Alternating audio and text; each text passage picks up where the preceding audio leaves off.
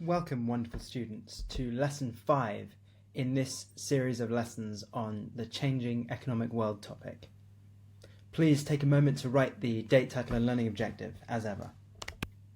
In this lesson, we will be learning about an important question, which is, why does the population of a country change as it develops?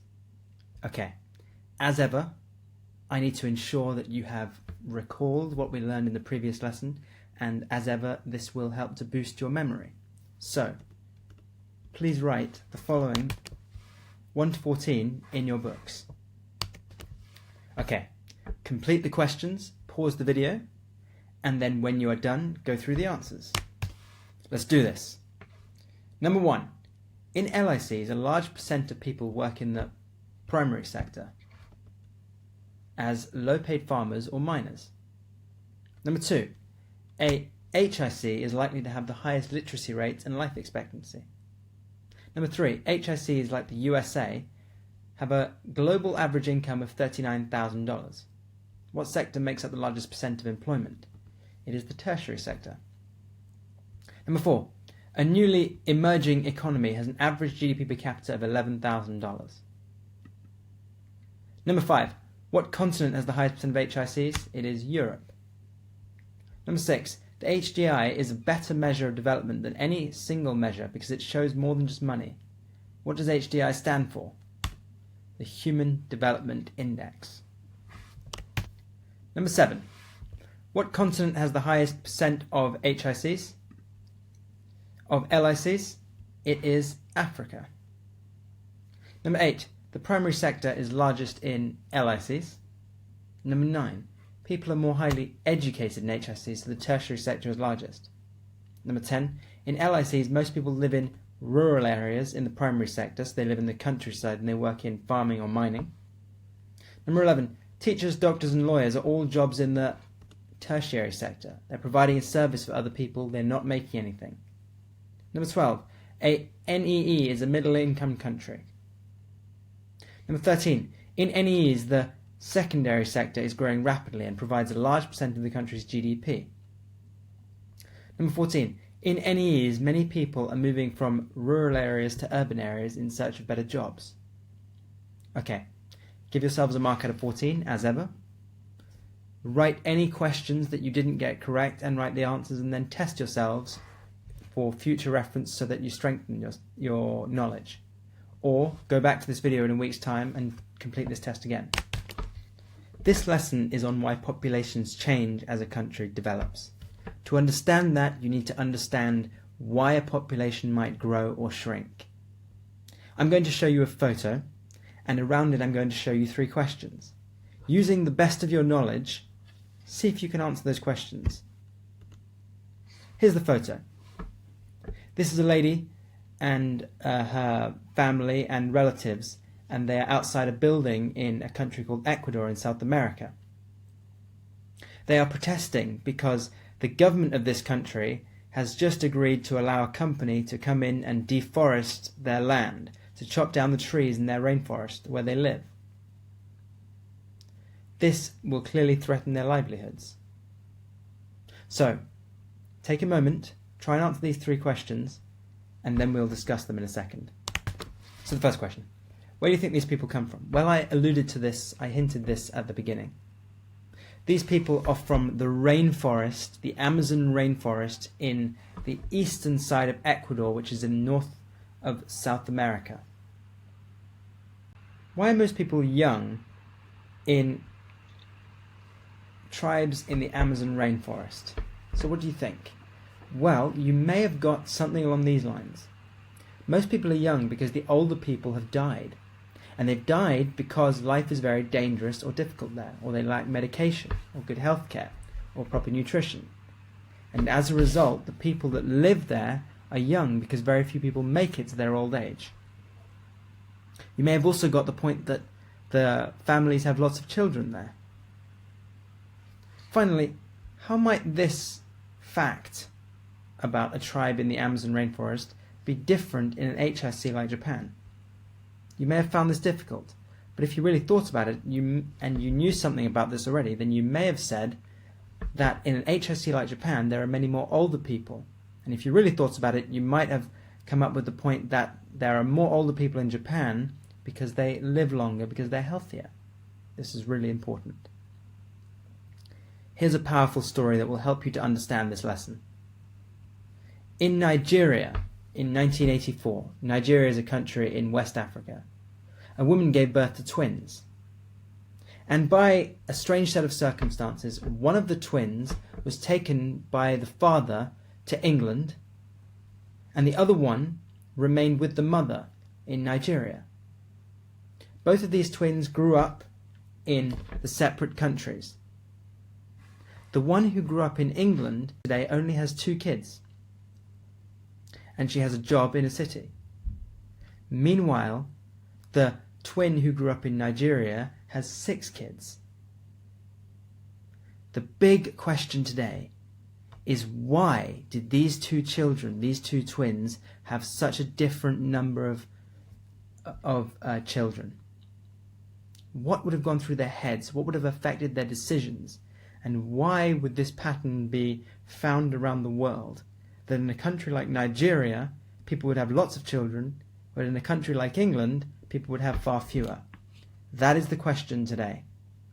Why do populations change as countries develop? I'm going to tell this story through a series of pictures that will help you understand how people's lives change as they go through the stages of development, as they start in a very poor country but end up in a very rich country. Please write the subtitle in your book or on the top of your sheet so that you can write some clear notes about these ideas. For this lesson to be clearly understood by you, I'd like you to think of development as a ladder.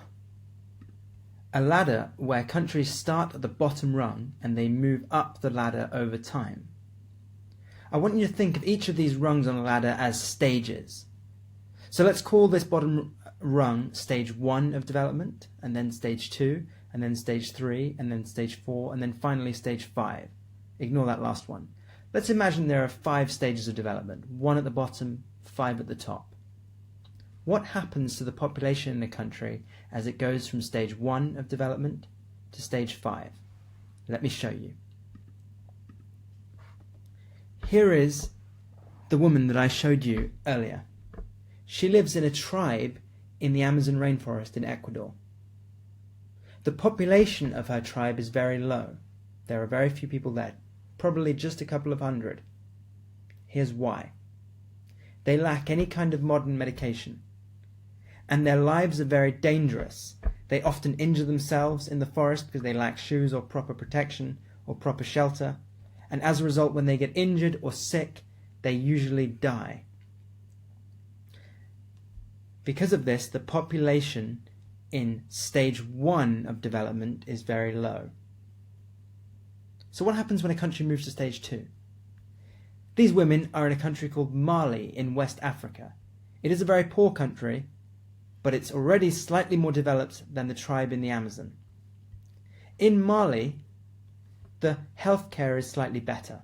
There are trained doctors in some places, and clinics where people can get modern surgery and medicine. And as a result, when they get ill or injured, they are less likely to die than in the Amazon tribe in stage 1. We call this stage 2.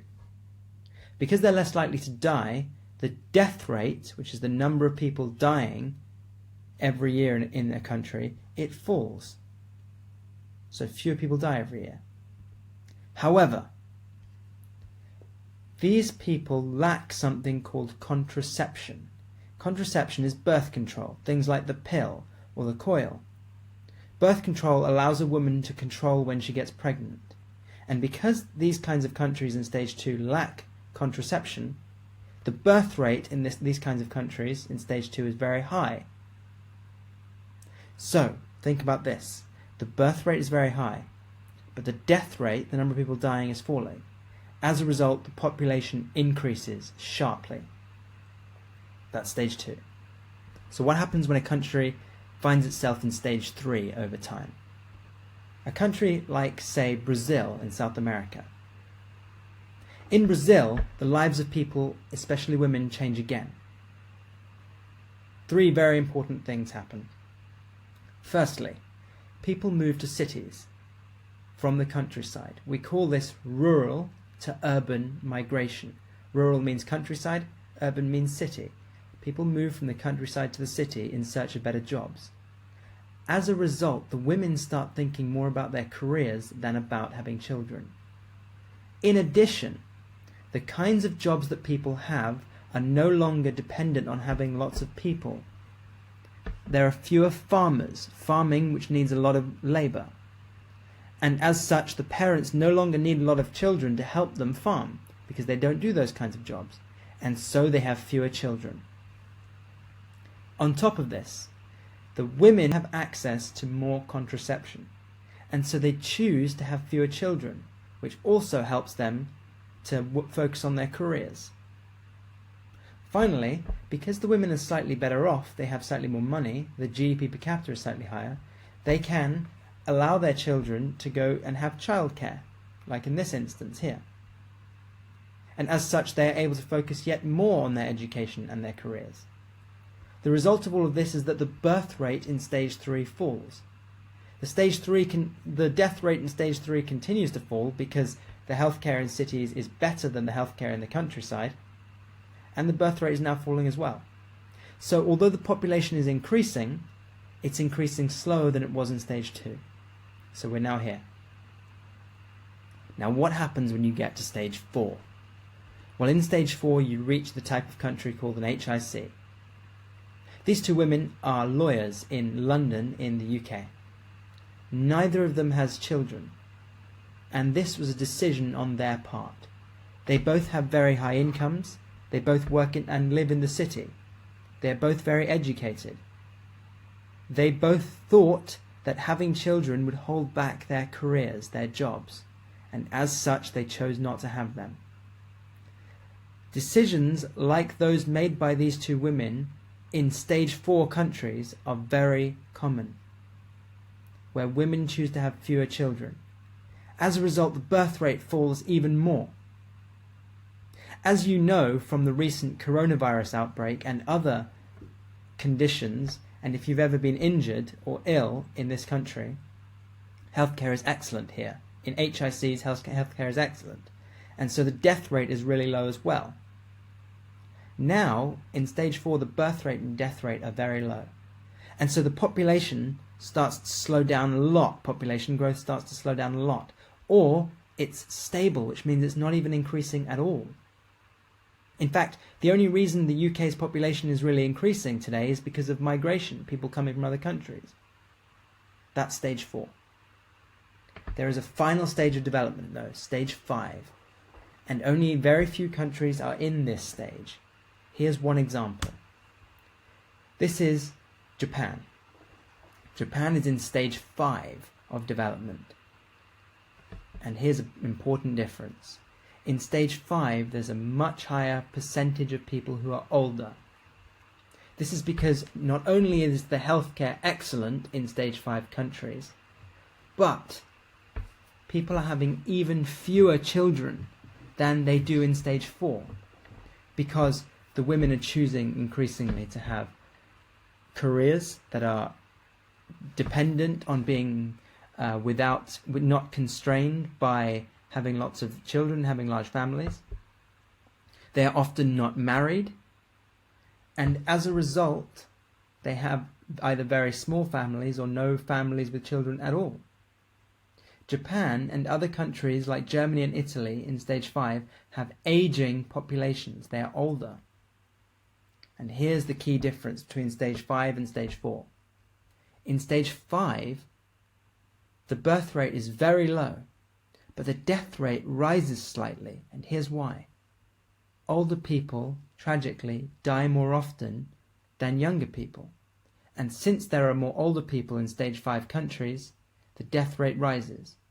As a result, the population in stage 5 starts to decrease slightly. We call this natural decrease, where the death rate is higher than the birth rate, and so the population shrinks.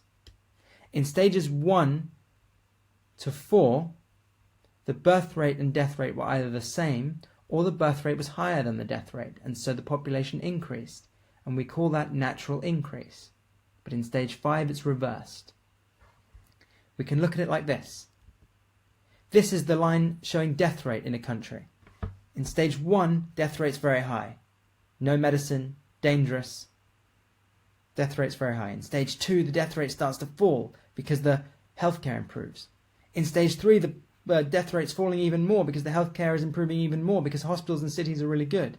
In stage 4, the death rate's at its absolute lowest. Excellent healthcare. Very good nutrition and diets. People are healthy on average. They smoke less, they drink less, they are living longer, healthier lives. The death rate's really low. In stage 5, it rises slightly because of an aging population. Here's the line for the birth rate. It's also high in stage 1. Why? Because women don't have contraception, and because they need lots of kids to help them hunt, for example. In stage 2, the birth rate is still high, because women live in rural areas. They need lots of children to help them on farms. Also, since quite a few of their children die, they have lots of children to make sure that they make up for that. In stage 3, the birth rate falls because of contraception and rural to urban migration. In stage 4, the birth rate and death rate are both very low. Women live in cities. They have fewer children. They focus on their careers. Healthcare is excellent. And in stage 5, the birth rate is lower than the death rate, so the population shrinks. Here's the population line. Stable and low in stage 1. Rising rapidly in stage 2. Rising but less rapidly in stage 3. Population is stable and high in stage 4.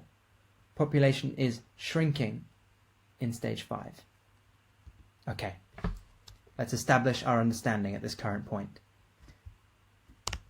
I'm going to ask you some questions and get you to write your answers either on whiteboards if you have them, in which case fantastic, or on paper. So first question. Give me one reason why the population is low in stage 1 of development. You should have had the population is low because the death rate and the birth rate are both high, and as a result, population doesn't grow. What is contraception? Question 2. Contraception is birth control. It stops women from getting pregnant if they don't want to. Question 3. What is natural decrease? Natural decrease is when the death rate is higher than the birth rate in a country, and so the population decreases. How many stages are there in development? There are 5 stages. What type of country is in stage 4 and stage 5 of development? They are HICs. And finally, in which stage is population increasing the fastest? You should have written stage 2. Okay, superb students. If you're still with me, it's time to really burn that knowledge into your minds so you never forget it. 2 questions, write them as titles, use the keywords, answer them as well as you can, feel free to look at your notes, and then check your answers. Okay, let's go through the answers so that you can see if you've really understood this. First question, describe how the population changes as a country develops. See if you've got these points. In stage 1, the population is low. 1 mark. During stage 2, population increases rapidly and slows slightly in stage 3, a mark. By stage 4, population increase is slow or it's even stable, which means not increasing. And in stage 5, a country's population may decrease. If you got these 3 points, give yourself 3 marks. If not, attempt this question again in a week's time from memory. Question 2. Why does rural to urban migration affect a country's birth and death rates? For 4 marks. So here you needed 2 well-explained points. One of them about the birth rates and the other one about the death rate. So, you should have had rural-urban migration, which happens rapidly in stages 2 and 3, that part's optional, is the movement of people from countryside to the cities. Make sure you've written that definition in your answer so the examiner knows you've understood it. It usually lowers the birth rate because people no longer work in the primary sector as farmers, but instead work in the secondary or tertiary sector, which means they need and want fewer children, for 2 marks. Second set of marks. Rural-urban migration also lowers the death rate, as healthcare and access to proper nutrition is generally better in cities, leading to longer, healthier lives. 2 marks. Give yourselves a mark out of 7, and for any marks that you missed, work out why you missed them using these markers, and test yourself again on this in a week's time. Finally, let's review your learning. From memory, write 3 questions that you've learned this lesson, write the answers, and then test yourselves on these questions in a week's time and use your answers to check if you've got this right. Thank you so much for joining me for Lesson 5 of the Changing Economic World topic. It has been my pleasure to be your teacher as ever. Next lesson we will look at a complex but very important idea which shows population change as countries develop. If you are as focused as you were today, then you will understand it. Join me then.